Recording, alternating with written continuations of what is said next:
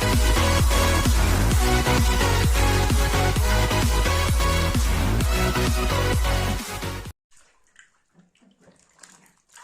kisok ngap lau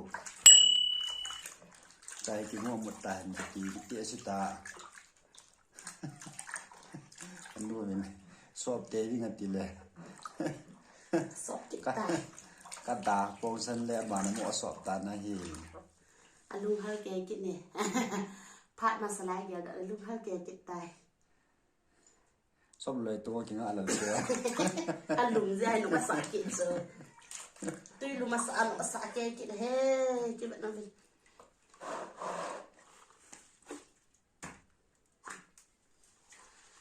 จิตใจตา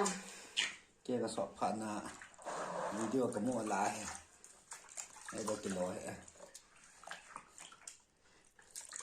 จะบอกว่าสิป้าเจียงสอบน้ำสินอะไรวะ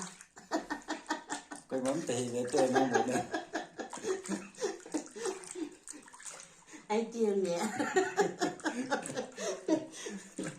ไอเตียงเนี่ยไอจ้าน้องอากูทำตายไปไอสิป้าแกงกินสอบนั่นแหละไอจะป้าเรียนเป็นป้าหนังกูที่มันไม่เวตาก็ปุ๊บจะปูทิมจะแก่ไอจะห้ามโอ้ก็เลยลงสิละมุมเนี่ยจะขุดลง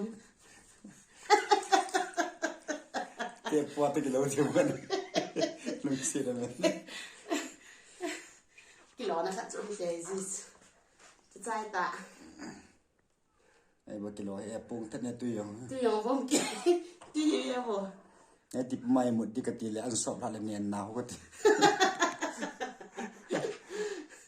ไอ้ยังเลยจำจะขัดวิดีโอกับอาชีพหนาวจนจะกาหิสาพอฮะ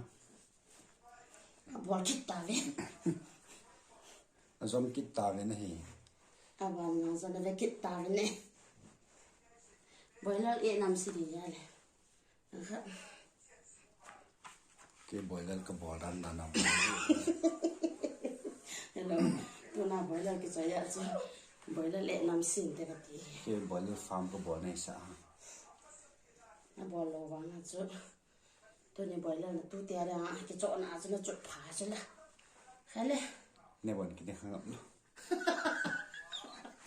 คนนี้จะพิเศษเนี่ยในสาม